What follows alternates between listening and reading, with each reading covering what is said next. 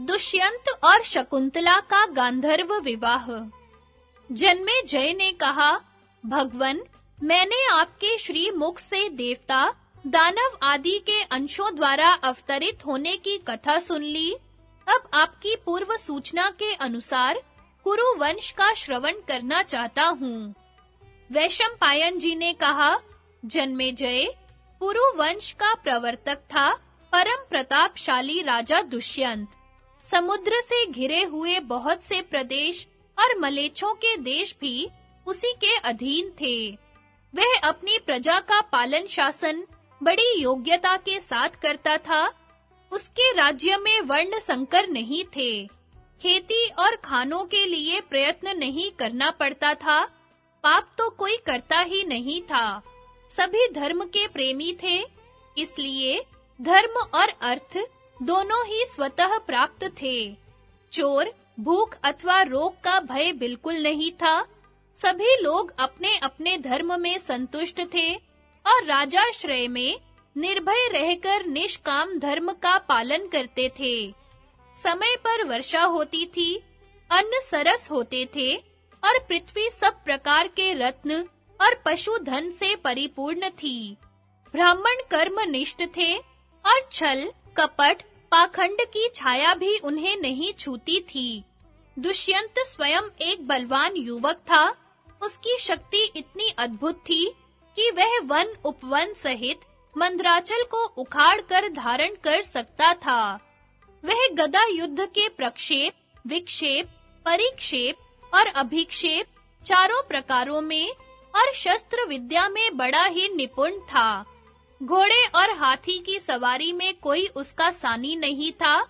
वह विष्णु के समान बलवान, सूर्य के समान तेजस्वी, समुद्र के समान अक्षोभ्य और पृथ्वी के समान क्षमाशील था। नागरिक और देशवासी प्रेम से उसका सम्मान करते और वह धर्म बुद्धि से सबका शासन करता। एक दिन की बात है, महाबाहु राजा दुष्यंत अपनी चतुरंगिणी सेना के साथ किसी गहन वन में जा पहुंचा।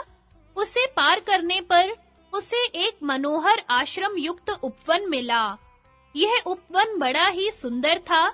वहां के वृक्ष खिले हुए पुष्पों से लद रहे थे। दूर्वा दलों से पृथ्वी हरी भरी हो रही थी। सुंदर-सुंदर पक्षी मधुर स्वरों से चहक रहे थे। कहीं कोकिलों की कुहू-कुहू तो कहीं भौरों की गुंजार। राजा दुष्यंत उपवन की शोभा देख ही रहा था कि उसकी दृष्टि उस मनोरम आश्रम पर पड़ी। उस आश्रम में स्थान-स्थान पर अग्निहोत्र की ज्वालाएं प्रज्वलित हो रही थी। वालखिल्य आदि ऋषि, यज्ञशाला, पुष्प और जलाशयों के कारण उसकी अद्भुत शोभा हो रही थी। सामने ही मालिनी नदी बह रही थी, जिसका जल बड़ा स्वादिष्ट था। अनेकों ऋषि मुनि आसन लगाए ध्यान मग्न थे। ब्राह्मण देवताओं की पूजा कर रहे थे। राजा को ऐसा मालूम हुआ मानो मैं ब्रह्मलोक में खड़ा हूँ। दुष्यंत के नेत्र और मन वन की छटा देखकर तृप्त नहीं होते थे। इस प्रकार राजा दुष्यंत ने सब देखते सुनते कश्यप गोत्रीय कण्व ऋषि के एकांत और मनोहर आश्रम में मंत्री और पुरोहितों के साथ प्रवेश किया। दुष्यंत ने मंत्री और पुरोहितों को आश्रम के द्वार पर ही रोक दिया और स्वयं भीतर गया। वहां उस समय कण्व ऋषि उपस्थित नहीं थे। राजा ने आश्रम को सूना देखकर ऊंचे स्वर से पुकारा, यहाँ कौन है? दुष्यंत की आवाज सुनकर एक लक्ष्मी के समान सुंदर कन्या तपस्विनी के वेश में आश्रम से निकली। उसने राजा दुष्यंत को देखकर सम्मान पूर्वक कहा, स्वागत है। फिर उसने आसन, पाद्य और अर्घ्य के द्वारा राजा का आतिथ्य करके उनसे स्वास्थ्य और कुशल के संबंध में प्रश्न किया। स्वागत सत्कार के बाद उस तपस्विनी कन्या ने तनिक मुस्कुराकर पूछा कि मैं आपकी क्या सेवा करूं? राजा दुष्यंत ने सर्वांग सुंदरी एवं मधुर भाषिणी कन्या की ओर देखकर कहा, मैं परम भाग्यशाली महर्षि कण्व का दर्शन करने के लिए आया हूँ। वे इस समय कहाँ हैं? कृपा करके बतलाइए। शकुंतला ने कहा, मेरे पूजनीय पिताजी फल फूल लाने के लिए आश्रम से बाहर गए हैं। आप घड़ी दो घड़ी उनकी प्रतीक्षा कीजिए, तब उनसे मिल सकेंगे। शकुंतला के अनुपम रूप को देखकर दुष्यंत ने पूछा, सुंदरी, तुम कौन हो?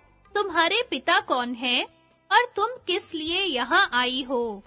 तुमने मेरा मन मोहित कर लिया है। मैं तुम्हें जानना चाहता हूँ। शकुंतला ने बड़ी मिठास के साथ कहा, मैं महर्षि कण्व की पुत्री हूँ। राजा ने कहा, कल्याणी, विश्ववंद्य महर्षि कण्व तो अखंड ब्रह्मचारी हैं। धर्म अपने स्थान से विचलित हो सकता है, परंतु वे नहीं। ऐसी दशा में तुम उनकी पुत्री कैसे हो सकती हो? शकुंतला ने कहा, राजन, एक ऋषि के पूछने पर मेरे पूजनीय पिता कण्व ने मेरे जन्म की कहानी सुनाई थी। उससे मैं जान सकी हूँ कि जिस समय परम प्रतापी विश्वामित्र जी तपस्या कर रहे थे, उस समय इंद्र ने उनके तप में विघ्न डालने के लिए मेनका नाम की अप्सरा भेजी थी। उसी के संयोग से मेरा जन्म हुआ। माता मुझे वन में छोड़कर चली गई। तब शकुंतों ने सिंह, व्याघ्र आदि भयानक जंतुओं से मेरी रक्षा की थी, इसलिए मेरा नाम शकुंतला पड़ा। महर्षि कण्व ने वहां से उठा लाकर मेरा पालन पोषण किया। शरीर का जनक, प्राणों का रक्षक और अन्नदाता, ये तीनों ही पिता कहे जाते हैं। इस प्रकार मैं महर्षि कण्व की पुत्री हूँ। दुष्यंत ने कहा, कल्याणी, जैसा तुम कह रही हो, तुम ब्राह्मण कन्या नहीं, राजकन्या हो, इसलिए तुम मेरी पत्नी हो जाओ। सुंदरी, तुम गांधर्व विधि से मुझसे विवाह कर लो।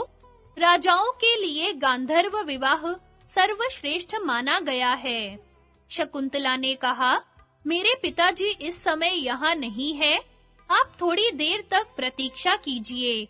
वे आकर मुझे आपकी सेवा में समर्पित कर देंगे। दुष्यंत ने कहा, मैं तुम्हें चाहता हूँ, यह भी चाहता हूँ कि तुम मुझे स्वयं वरण कर लो। मनुष्य स्वयं ही अपना हितैषी और जिम्मेवार है। तुम धर्म के अनुसार स्वयं ही मुझे अपना दान करो।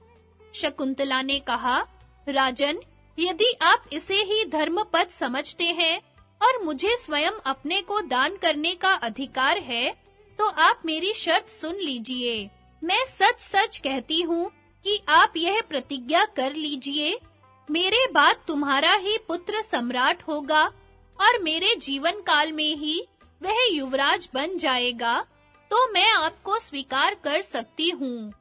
दुष्यंत ने बिना कुछ सोचे विचारे ही प्रतिज्ञा कर ली और गांधर्व विधि से शकुंतला का पाणी ग्रहण कर लिया। दुष्यंत ने उसके साथ समागम करके बारंबार यह विश्वास दिलाया कि मैं तुम्हें लाने के लिए चतुरंगिणी सेना भेजूंगा और शीघ्र से शीघ्र तुम्हें अपने महल में ले चलूंगा। इस प्रकार कह सुनकर दुष्यंत अपनी राजधानी के लिए रवाना हुआ। उसके मन में बड़ी चिंता थी कि महर्षि कण्व यह सब सुनकर न जाने क्या करेंगे। थोड़ी ही देर बाद महर्षि कण्व आश्रम पर आ पहुंचे, परंतु शकुंतला लज्जावश उनके पास नहीं गई। त्रिकालदर्शी कण्व ने दिव्य दृष्टि से सारी बातें जानकर प्रसन्नता के साथ शकुंतला से कहा, बेटी, तुमने मुझसे बिना पूछे एकांत में जो काम किया है, वह धर्म के विरुद्ध नहीं है। क्षत्रियों के लिए गांधर्व विवाह शास्त्र सम्मत है। दुष्यंत एक धर्मात्मा, उदार एवं श्रेष्ठ पुरुष है। उसके संयोग से बड़ा बलवान पुत्र होगा और वह सारी पृथ्वी का राजा होगा। जब वह शत्रुओं पर चढ़ाई करेगा, उसका रथ कहीं भी न रुकेगा। शकुंतला के कहने पर महर्षि कण्व ने दुष्यंत को वर दिया कि उसकी बुद्धि धर्म में दृढ़ रहे और राज्य अविचल रहे।